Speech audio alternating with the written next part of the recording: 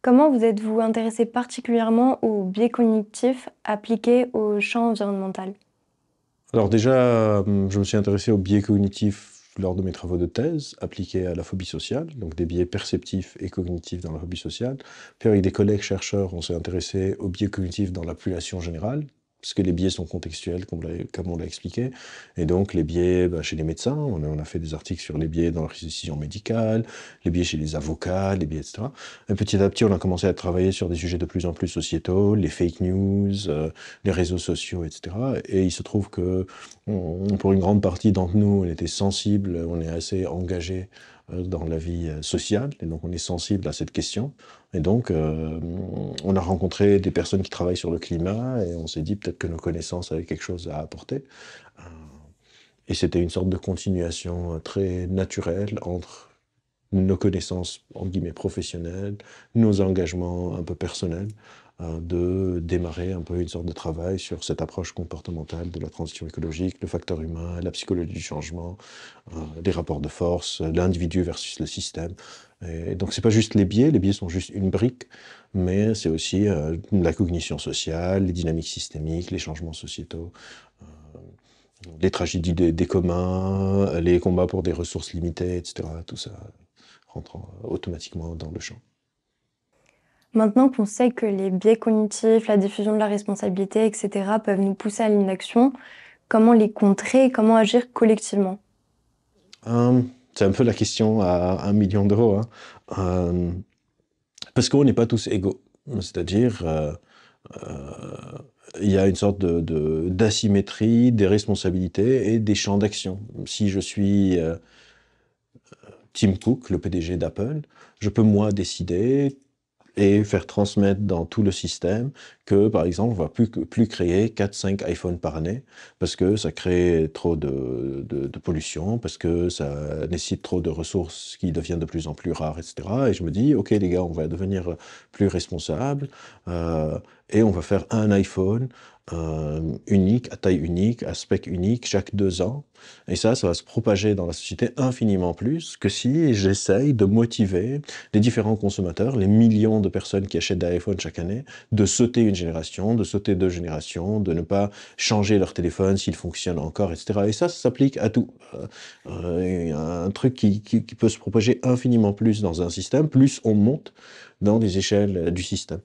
Et donc, malheureusement, ces éco-gestes, etc., leur but, quelque part, c'est de fédérer assez de gens pour envoyer un signal politique assez fort pour que les politiques aient la motivation nécessaire de changer les lois pour faire des lois plus coercitives. Donc, il y a ces deux temps, tout le temps de propagation de l'information dans une société pour envoyer des signaux assez forts pour pouvoir basculer en un changement systémique. Ce qui veut pas dire, pardon, que les initiatives personnelles ou individuelles sont inutiles. Au contraire, parce que imaginez qu'ils décident de rien faire. On va pas tous euh, détruire la biosphère et regarder faire parce qu'ils ne le veulent pas. Et donc, on peut faire plusieurs trucs. On peut se fédérer.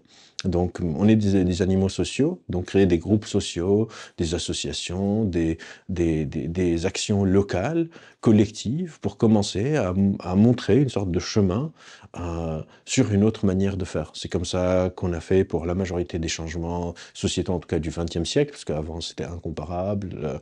Euh, le droit de vote des femmes, arrêter la cigarette en intérieur, ce qui est très très récent, des questions sur les discriminations, etc. Ça veut pas dire qu'on y est pour tous les sujets, mais certains sujets, on a été assez efficaces.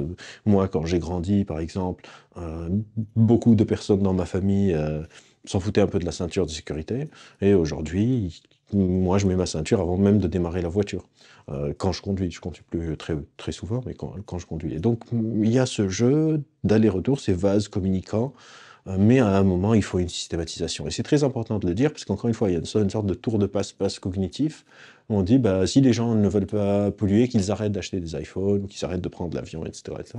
Mais c'est pas comme ça que fonctionne la cognition. Si je suis matraqué quotidiennement dans l'espace public par des billets d'avion pas chers, par ce qu'on appelle de la désirabilité sociale, etc., etc., c'est de mauvaise foi de se dire, bah, il y a qu'à l'individu de faire ce truc. Ça veut pas dire que l'individu n'est pas responsable, il faut pas tomber dans l'autre versant, mais encore une fois, les responsabilités ne sont pas égales ou partagées, malgré ce qu'on essaye de nous faire croire.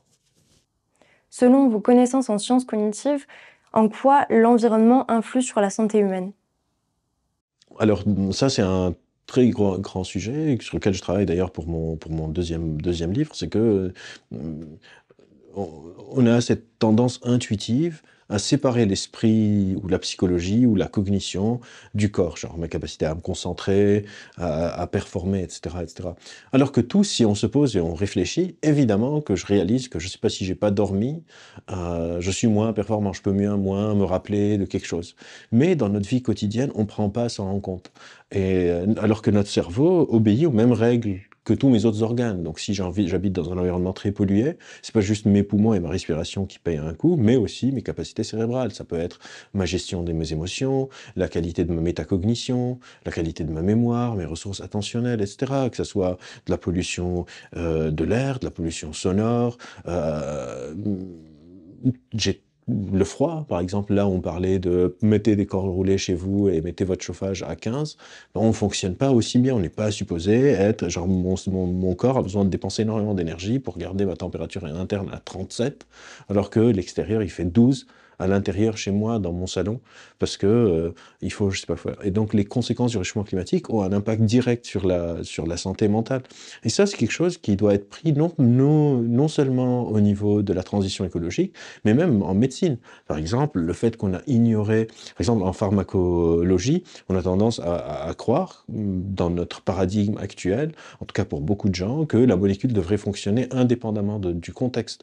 Mais ça fonctionne juste pour quelques molécules. Par exemple, oui, si vous êtes anesthésiste ou vous donnez un anesthésie à une personne, qu'elle soit dans un terrain de foot ou dans la salle d'opération ou chez elle à la maison, elle va tomber dans les pommes, quoi. Elle va être anesthésiée ou perdre conscience. Mais pas toute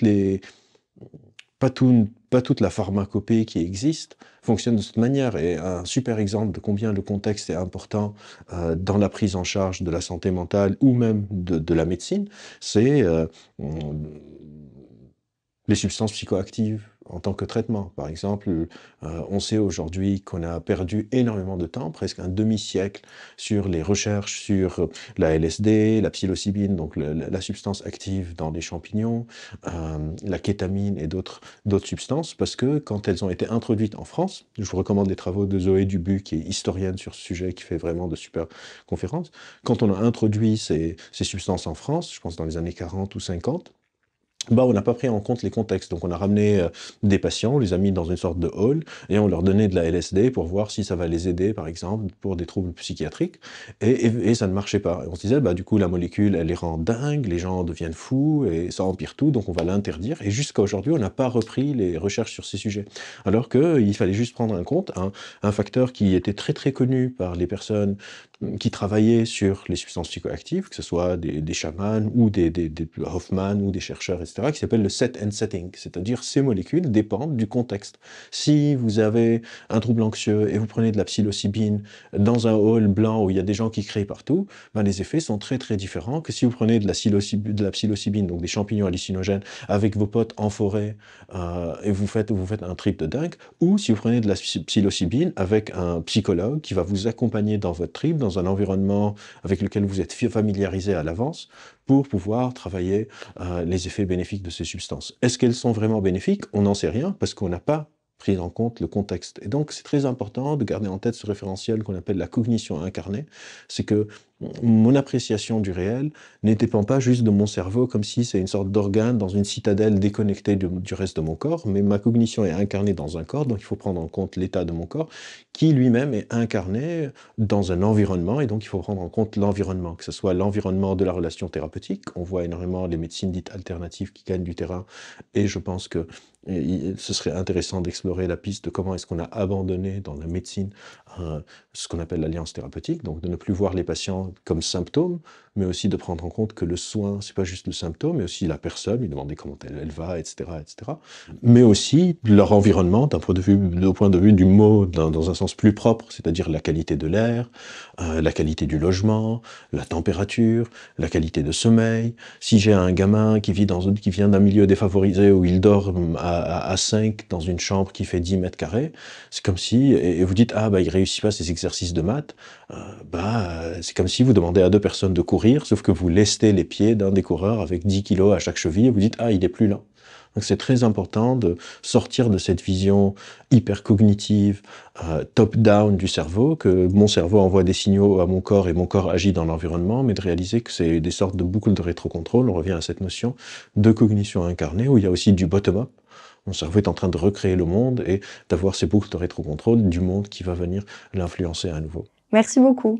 Merci.